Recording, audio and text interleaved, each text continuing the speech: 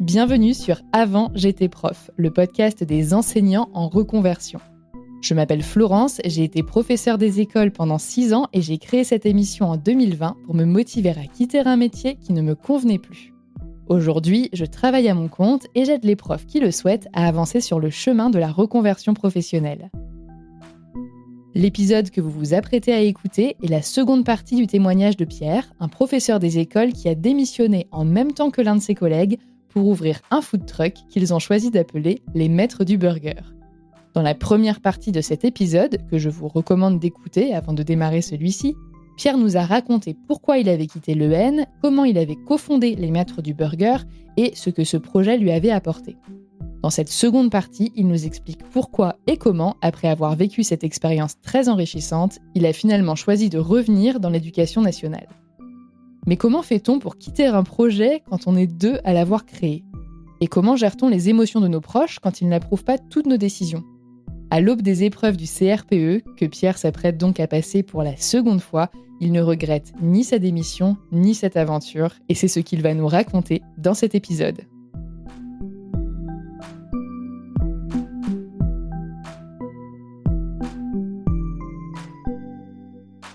Et du coup, j'en reviens à ma question de tout à l'heure. Quand vous vous êtes dit et que vous êtes tombés d'accord sur le fait que vous alliez arrêter, est-ce que vous saviez que vous arrêtiez pour retourner dans l'enseignement?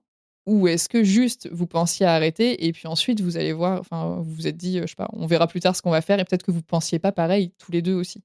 Moi, je m'étais dit: «On va arrêter», mais c'était pas dans ma tête, c'était pas acté. Enfin, j'étais peut-être un peu dans le déni. Max, je pense que lui, il savait qu'il allait retourner prof rapidement, enfin, après le camion. Moi, je me suis posé la question: «Est-ce que je redescends pas dans le sud?» Retourner les copains, la famille.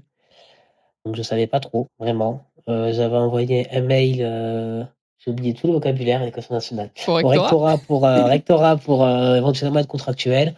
Maxime, il l'avait fait, il avait rappelé directement, et il savait qu'il serait prof à la rentrée. Je pense que moi, je laissais traîner un petit peu, en fait. Et oui, début décembre, je me suis dit: «Eh, quand même, va peut-être falloir, qu'en janvier, tu aies un boulot, coco, parce que» donc j'ai envoyé le mail et le lendemain, ils m'ont répondu, ils m'ont rappelé. Vous avez un rendez-vous avec l'inspecteur et cetera, tout le processus d'un recrutement contractuel. Et là, ça s'est, je sais pas, rallumé un petit peu en moi en mode, «Ah, c'est cool. C'est cool, je retourne à l'école», et là, plus le temps passe et plus je suis vraiment impatient, en fait, plus je m'y réintéresse. Je m'étais enlevé de tous les groupes, de profs, j'ai plus rien, tous les manuels que j'avais achetés avant, j'avais, voilà, tout donné à des collègues, donc j'étais plus tout le temps stimulé. Là, maintenant, c'est reparti et en fait, j'ai vraiment, vraiment, vraiment hâte là d'y retourner. Bon, c'est plutôt bon signe, je pense, quand on le perçoit comme ça. Oui, oui, puis c'est pas par dépit ou par, parce que non, non, je pourrais faire autre chose. Quoi? Je sais pas, mais on peut se former à tout âge, on peut, voilà, avoir des opportunités, partout. Je suis assez mobile et là, non, vraiment, en fait, y retourner, j'ai hâte. Ouais, ça fait plaisir en tout cas à entendre parce que c'est pas ce que j'entends le plus souvent dans mon domaine, tu imagines bien? Des gens C'est contents d'y sûr. aller. Après, je suis pas forcément légitime. J'ai eu que voilà, 3 ans de titulaire, 1 année de stagiaire, donc je pense qu'au bout de 4 ans, on n'est pas forcément, usé ou désabusé Moi, au ou bout de 2 ans, je savais déjà que je voulais pas continuer, hein. Il y a des gens qui m'écrivent, ils sont dans leur année de stage et ils se demandent: «Est-ce que je passe vraiment mon concours là à la fin de l'année ou est-ce que ça sent la mauvaise idée?» tu vois? Donc je pense que tu peux te rendre compte, assez tout comme il y a des gens qui vont faire leurs 40 ans de carrière et ça ils vont kiffer, ça va très bien se passer.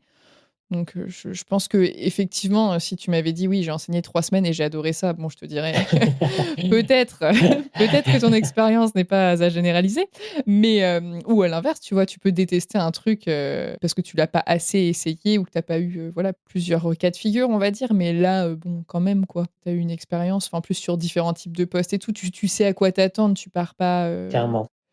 tu me disais aussi que, ouais, le manque intellectuel, enfin de stimulation intellectuelle, avait pesé sur l'activité food truck et vous à la base, quand vous vous êtes lancés sur le food truck, est-ce que vous vous étiez dit: «Ah, enfin ça va bien se passer pendant longtemps»? Est-ce que vous vous êtes projetés sur une durée ou pas du tout? Vous vous êtes dit: «Bon, on commence et on verra»? On s'était pas forcément projeté non, sur une durée, mais je pense qu'on avait une représentation totalement erronée du projet, en fait.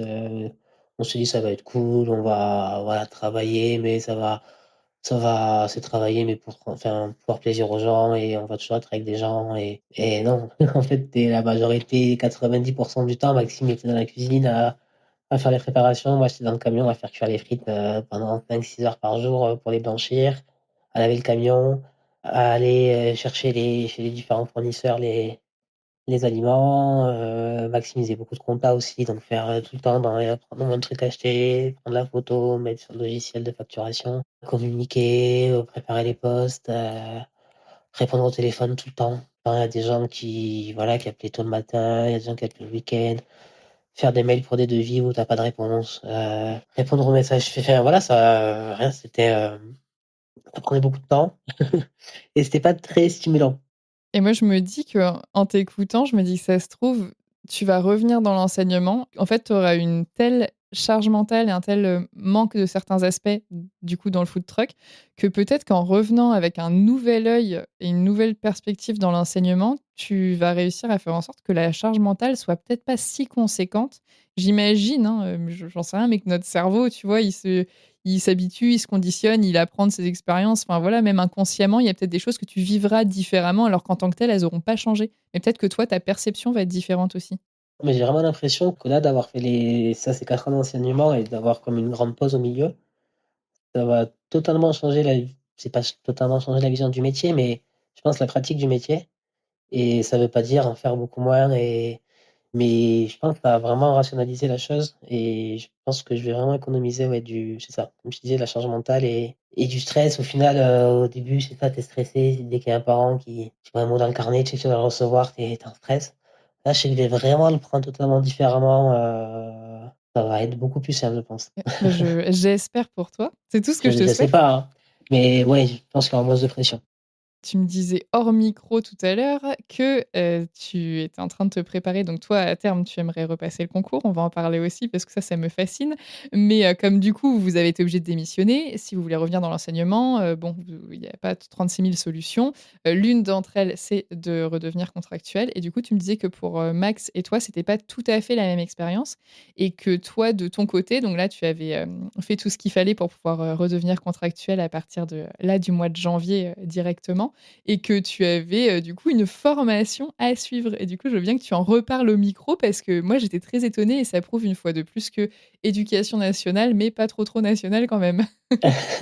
Tout à fait. Donc du coup, donc il y a eu ce fameux mail au rectorat, l'appel, donc j'ai eu un entretien, au rectorat, donc il fallait corriger des exercices en maths et en français, enfin, c'était un peu didactique et si on réussissait ça, on avait un entretien avec un conseiller pédagogue et un inspecteur pendant, 40 minutes à peu près. Donc c'était une discussion sur, qu'est-ce que vous allez apporter à l'éducation nationale? Qu'est-ce que la laïcité pour vous? Enfin bref, tout un le blabla éducation nationale. Enfin, j'ai un devoir de neutralité, remarque, il faut pas que je Tu pas en poste, techniquement. C'est pas un poste techniquement. Maxime, lui, ça a été différent. Pourtant, c'est dans la même académie. Mais lui, ça a juste été une petite, enfin, même pas une matinée, c'était 1 heure et demie, 2 heures, je crois, avec d'autres contractuels où j'ai monté une situation, enfin, je jouais une situation de classe. Il y avait pas d'entretien individuel et lui, il est pris directement et il a pas de formation à faire. Et c'est ce que moi j'entends le plus souvent, mais du coup, ce que toi tu as vécu, je l'avais jamais entendu. J'ai été hyper étonné, parce que je me suis dit contractuel dans l'académie de Créteil, donc là, c'est en Seine-et-Marne. Donc voilà, il en manque tellement, je vais pas ça va pas être, forcément complexe. Il a été surpris, ouais, sur l'entretien, mais là, c'est positif, je trouve, parce qu'on a du coup 1 mois et demi de formation, donc on est rentré en formation le 13 janvier, donc là, il y a une semaine et demie et on est, en formation jusqu'aux vacances de février. Bon, c'est pas très pratique, il faut faire, on va pas encore critiquer, mais, c'est dans différents endroits dans le département, donc il faut faire tous les jours entre 1 heure et 1 heure et demie de voiture pour des formations assez courtes. Je trouve ça quand même, louable, de former les futurs collègues qui ont pas forcément d'expérience, et de pas les jeter comme ça dans le grand bain, de l'éducation nationale. Mais il y avait pas d'avantage du coup pour toi à avoir déjà été prof et déjà titularisé? Mais je pensais pouvoir voilà, enfin, je leur ai précisé, ils savaient à l'heure de l'entretien, hein, que j'avais été enseignant, déjà titulaire et ils m'ont dit que non, il y avait pas de passe-droit. Tu as commencé avec une réputation de Voilà, de ça, il y a pas corrompant. je veux pas du tout, voilà, puisqu'il manque d'enseignants, donc moi, il y a pas de souci s'il faut commencer, de suite. Ouais, après, c'est un avantage, j'imagine, pour, réussir les petits contrôles, du début là, dont tu parlais, les petits exercices, mais c'est vrai que C'est voilà, après ça, tu mais là, ils donnent pas du tout, enfin, là, c'est beaucoup de reconversions du coup de gens qui ont pas forcément été enseignants, qui ont été, acceptés à l'entretien, parce qu'il y a eu aussi beaucoup de refus. Par contre, ça donne pas une envie immense de se projeter dans le métier et de rester dans le métier. Sur les formations, en tout cas. C'est vraiment, on parle de bienveillance pour envers les enfants, de voilà, positivisme pour les les pauvres collègues là qui rentrent contractuels. Ouais, on leur met une pression énorme et voilà. mais c'est pas facile, Non, Est-ce que pendant la période de formation là, du coup, d'un mois et demi, est-ce que tu es rémunéré ou pas? ouais, alors par contre, ça aussi assez surpris, on a signé un CDD pardon, d'1 an et demi sur l'académie de Créteil, ils font des CDD de 2 ans. Sauf que là, vu qu'on arrive en cours d'année et on est payé, à partir du 13 janvier jusqu'au 31 août, 2026. OK, bah, au moins il y a l'aspect Donc sécurisant, c'est sécurisant et c'est bien parce que j'ai qu'il y a des contractu enfin, ça dépend des académies toujours, mais il y en a aussi qui payent pas forcément, les vacances en juillet, août, si tu rien en cours d'année. C'est pas négligeable. Donc contractuel et on est quand même pas mal en observation aussi, donc là, pour l'instant, on est en maternelle et après on va aller en primaire. Donc c'est bien aussi, même si voilà, tout ce qu'on voit en formation, c'est assez, hors sol. Bah, toi tu sais du coup, parce que tu connais, mais ça se trouve les autres contractuels, ils pensent qu'ils voient la vérité. Mais là, ils l'ont vu, on avait la première observation, on est quel jour? Mercredi? Beh, hier, justement, mardi. Ils ont: «Mais c'est pas ce qu'on voit du tout en cours». Non. Surprise! Non, non, pas tout à fait. Et par curiosité, je sais pas si c'est pareil pour vous 2, mais toi en tout cas, tu es rémunéré combien du coup pendant cette année et demie? Je ne sais pas encore. En fait, on a signé un contrat, avec un indice, brut, enfin un indice, comment on appelle ça? Le point d'indice. J'ai 458 majoré, donc je sais pas à quoi ça et vu que sur la présentation, on a été mis dans le bain de suite. Le lundi, on est arrivé, conseiller RP nous a dit: «Désolé, normalement, vous avez un accueil académique avec, l'inspecteur, le gestionnaire de paie, l'adulte accueil dans le couloir parce que, beh, il y a pas, pour cette formation-là, finalement». Donc on sait pas tout ça. On sait pas tout ça, il y a des écoles sur lesquelles on était en stage, qui savaient même pas qu'on arrivait, enfin, comme d'habitude, quoi. Je me retiens de dire le fond de ma pensée.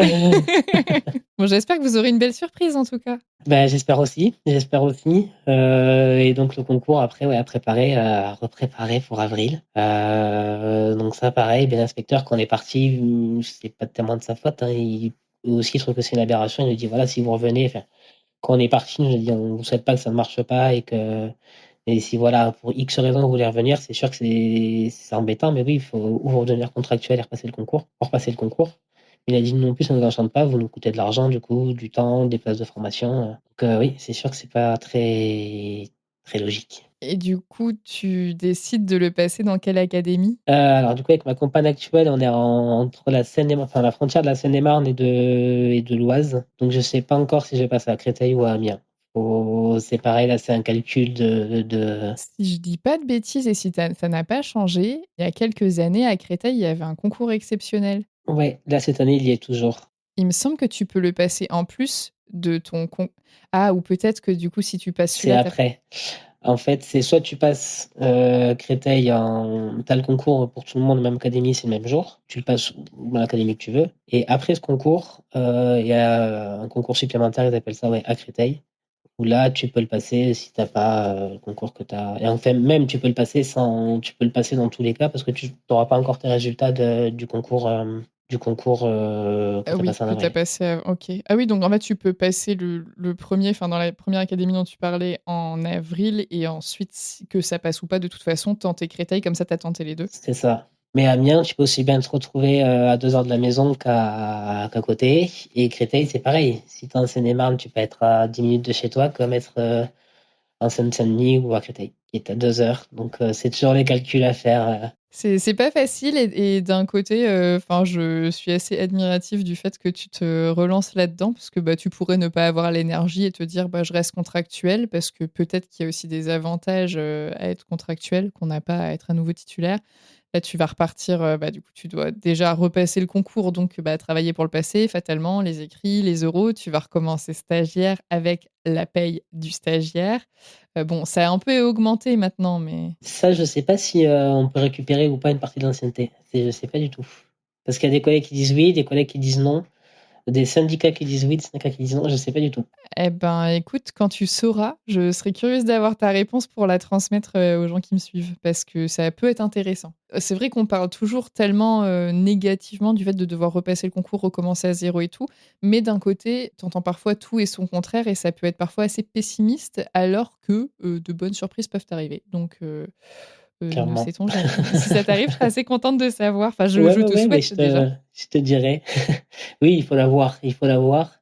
Et ça aussi, ce concours, c'est quand même, ça reste une aberration, mais encore, ils ont changé par rapport à quand je l'avais eu avant. Là, maintenant, on a plus de didactique à l'écrit, c'est à l'oral. Je sais pas si tu es au fait, ouais, du concours maintenant. Oh là, non, moi j'ai passé l'ancien, moi je pense, Ouais, mais là, maintenant, non, il y a plus de didactique à l'oral sur les oraux, c'est plus important que les écrits. Mais ça reste toujours français, maths à l'écrit. Et ceux qui sont scientifiques en maths, moi, je suis une bille en maths, hein, je suis littéraire. Mais c'est vrai que si tu es bon en maths, tu as quand même généralement une très très bonne note, donc tu arrives assez facilement aux oraux. Et c'est pas parce que tu sais résoudre une équation ou que voilà, tu vas être un bon PE. Et ce concours ne change pas. Enfin, si, là, ils veulent repasser. Enfin, avant qu'il y ait la dissolution, ils voulaient le faire passer le faire passer à Bac+3. Est-ce que je sais pas. Est-ce que ça va attirer plus de monde moi j'aurais peur que du coup ils baissent le salaire, puisqu'ils avaient fait passer à bac+5 pour monter le salaire. Ben ouais, pour monter. Bon, après, ils vont pas pouvoir baisser là maintenant, mais il y a tellement une crise de recrutement que ouais, ils essayent de chercher des solutions, mais ça ne fonctionne pas pour l'instant. En tout cas, j'espère que tu auras ton ou tes concours, si tu le passes à 2 endroits pour que tu aies l'embarras du choix, même si après, bon voilà, sur les postes, tu sais comment ça marche, mais c'est vrai que tu peux te retrouver, loin sur un poste qui te plaît pas, tout ça, mais bon et quand tu auras ton concours, j'espère que tu pourras récupérer effectivement ton ancienneté et ton indice pour au moins pas repartir tout en bas, même si je crois que maintenant la rémunération des stagiaires est quand même, plus élevée. Moi, quand j'avais commencé, c'était 1 300 quelque chose. Là, aujourd'hui, c'est même plus le SMIC, donc j'imagine bien que voilà, tout a monté. Mais ouais, je serais assez curieuse de savoir et là, maintenant que tu as repris du coup la formation, est-ce que tu te sens toujours, content d'y retourner? Pas de regret de te lancer là-dedans, dans les révisions, dans le concours, dans la classe? Le concours, ouais, c'est un peu relou à tout revoir. Les révisions, non, c'est pas le plus drôle, surtout que là, une fois que la formation contractuelle sera terminée, il faudra être en classe. Ils mettent beaucoup de pression vraiment sur les contractuels, vous allez le visiter très souvent. On a 2 mois de période d'essai renouvelable 1 fois, donc on a plein de conseillers pédagogues qui vont venir. C'est déjà compliqué pour des titulaires comme master MEF, en début de carrière de tout bien faire. Là, ils demandent à des gens, moi voilà, j'ai été enseignant et en toute modestie, je vois à peu près comment ça fonctionne. Mais des gens qui ont jamais été enseignants, ils sont formés pendant 1 mois et demi. On a des petits devoirs à faire, ils sont déjà sous l'eau parce que, la différencier un objectif, une compétence, une progression, la différenciation, enfin pour eux, c'est c'est compliqué qu'on n'a pas été formé ou qu'on a une formation express. Donc non, c'est fastidieux de s'y remettre, mais après les automatismes reviennent quand même assez vite. Mais c'est plus, oui, c'est ça, ce concours où voilà, les sujets, c'est hyper aléatoire pour des oraux. Il y a des sujets beaucoup plus abordables que d'autres. Donc c'est ce stress-là. Après, une fois que voilà, ce sera passé, ça ira, ça ira. Tu veux le repasser pour, la stabilité, j'imagine et la sécurité financière aussi, C'est ça. Il y a des contractuels, par exemple, c'est ça qui justifie de pas le passer parce qu'en étant contractuel, on a quand même beaucoup plus de chances d'être à côté de chez soi. Et puis on peut plus ou moins refuser, qu'on nous appelle: «Non, non, on veut pas aller là», donc il y en a, voilà, qui restent contractuels pour cet «avantage-là» entre guillemets. Et non, après moi avec ma compagne, on aimerait acheter, plus grand, donc c'est compliqué en étant contractuel d'avoir des prêts, à la banque. Et après oui, il y a quand même, c'est sûr cette sécurité de l'emploi. Et pouvoir évoluer sur des postes après aussi plus qu'on peut avoir, et auxquels accéder, pardon, en étant titulaire, et en n'étant pas contractuel. Là, par exemple, j'ai dit que je pouvais potentiellement aller en Ulysse, si voilà, ils m'ont dit que non, c'était pas possible en étant contractuel. J'étais là: «Bon, d'accord». OK, ouais, en fait, il y a des avantages et des inconvénients, mais ça dépend de toi, tes projets, ta personnalité, C'est ça, il y a pas de chacun a ses priorités, en fait, donc en fonction, tu as contractuel ou titulaire. Non, bah, en tout cas, enfin, vraiment chapeau. Il y a, une abonnée qui m'a demandé de te demander, avec du recul, qu'est-ce qui a été selon toi le plus gros défi de tout ça, des 2 années qui viennent de s'écouler? Ouah, faut que je réfléchisse, hein. Vis-à-vis du ouais, de tout, en fait, et de l'école et du camion. Je pense qu'elle sous-entendait, surtout de la reconversion, côté food truck. Beh, je pense l'instabilité, enfin, donc quand on se lançait, nous, on y croyait vraiment, mais ça restait hyper flou, peut-être un peu utopique même, se dire, «Ça va marcher de suite, on va vendre des burgers et ça va être tranquille». L'annoncer aux proches aussi. De mon côté, ça a pas forcément été compris. Les profs, tu les va faire les proches qui sont pas dans l'éducation nationale, mais tes proches, tu as les vacances, tu es à côté de chez toi, qu'est-ce que tu vas faire ça? Tu connais personne là-bas. Ah, vendre des burgers, OK, c'est pas très enfin, c'était plus un reproche en mode asocialement, vendre des burgers, c'est pas Oui, OK. trouvez pas ça aussi, intellectuellement poussé, quoi. Si tu là, c'est bizarre, enfin, tu t'élèves pas quoi, tu descends. Est-ce que ça t'a fait peur, du coup, quand tu t'es rendu compte qu'en fait, bah, tu avais envie d'arrêter de redevenir prof? Est-ce qu'il y a eu un moment où tu as hésité à suivre, toi, ton choix, de peur qu'on te dise: «Ah bah, tu vois, on te l'avait bien dit»? Beh, j'ai pris forcément la remarque: «Ah super, vous arrêtez déjà, nani nana». On avait fait un crowdfunding au début aussi, donc les parents, super, les amis qui ont mis de l'argent et tout, comment je vais leur dire moi? Donc dédramatiser le fait d'arrêter et non, c'est expliquer en fait, tu es aligné avec toi-même donc beh, écoute, j'avais envie de le faire, je l'ai fait, ça vous va, tant mieux, ça vous va pas, bah, c'est pas grave, ça vous impacte pas à vous. Je retravaille directement, enfin j'ai pas besoin de vous, je vous demande pas de donc il y a pas de non, non, ça a pas été forcément compris. Après je pense qu'ils acceptent, le cercle proche accepte, voilà, au final, mais ouais, non, non, au début, ça a pas du tout été enfin, il y a eu une image très négative.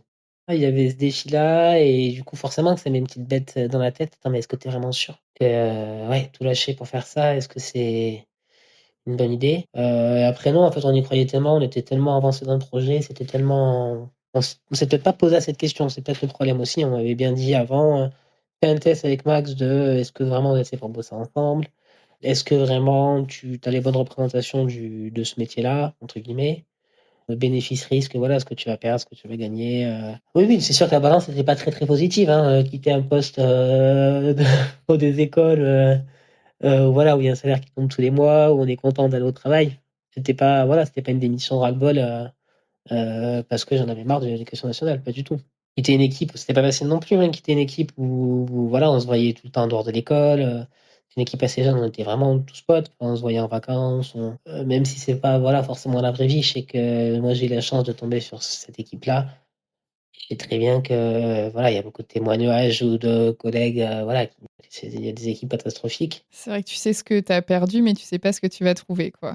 Et d'un autre côté, enfin, tu dis: «Ouais, on n'a peut-être pas assez réfléchi» et d'un côté, je me dis: «Parfois, quand on réfléchit trop, enfin, il y aura toujours un truc qui fait qu'on va pas se lancer» et du coup, est-ce que si tu avais plus réfléchi, peut-être tu te serais pas lancé, mais tu serais resté avec ce truc de: «Ah, j'aurais peut-être dû dire oui». Enfin, imagine si lui s'était lancé quand même avec quelqu'un d'autre, est-ce que tu te serais pas dit: «Ah, j'aurais dû y aller, en fait»? Ah mais c'est sûr, mais c'est pour ça que j'en ai pas parlé, en fait, du tout. Comme je t'ai dit, Maxime, il m'a demandé ça je sais pas, peut-être un mardi soir à 18h qu'on prenait notre bière, quotidienne et je lui ai dit le mercredi matin, non, ça devait être le mercredi soir qu'on avait pris la bière et le jeudi on partait à l'école, je lui ai dit: «Max, c'est bon, j'y vais». J'en avais parlé à personne parce que je savais que si je commençais à réfléchir, à me poser 10 000 questions, voilà, je l'aurais pas fait. Et du coup, il y a la dernière question que je pose d'habitude à mes invités, mais dans ton cas, je ne sais pas trop qu'en faire. La question est: peux-tu compléter la phrase «Avant j'étais prof, aujourd'hui je suis»?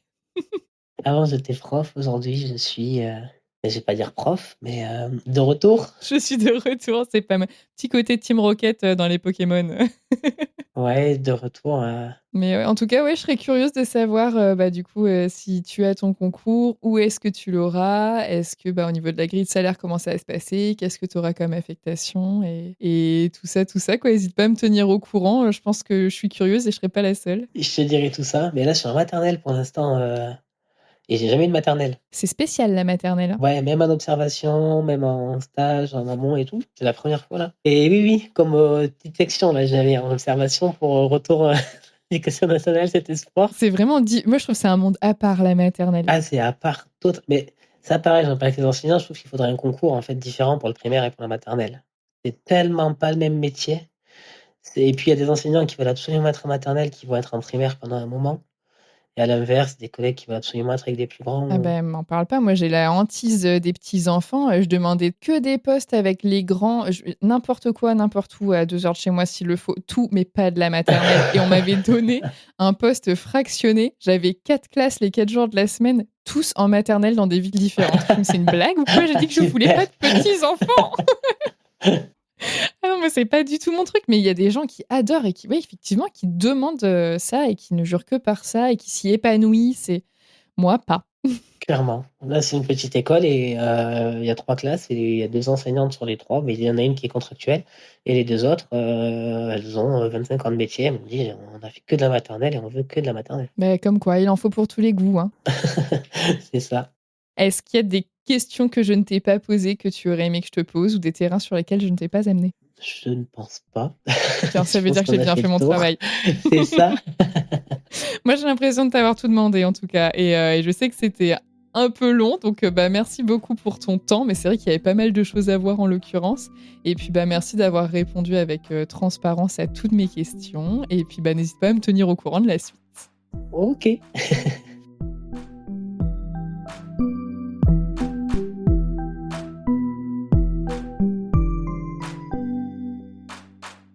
Merci d'avoir écouté la seconde partie de cet épisode jusqu'au bout. Pensez à vous abonner au podcast pour ne pas rater les prochains.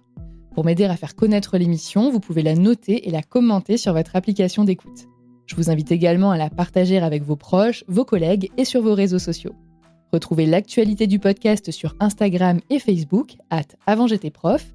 Et si vous avez besoin d'aide dans votre propre reconversion, jetez un œil à mon site internet, avantjétaiprof.com. Vous y trouverez la liste de tous les épisodes du podcast, des articles de blog, des idées de formation et mes propositions d'accompagnement. À bientôt!